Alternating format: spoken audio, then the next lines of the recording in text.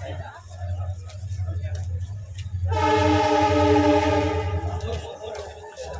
Guys कुछ बताइए, आपको कैसा फील हो रहा है?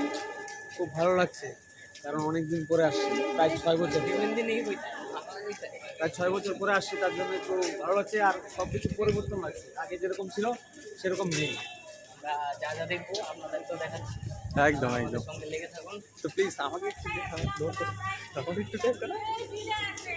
বন্ধুরা, আজ থেকে প্রায় 6 বছর আগে এখানে এসেছিলাম, কিন্তু সেই সময় কোনো মোবাইল ছিল না, কিচ্ছু ছিল না।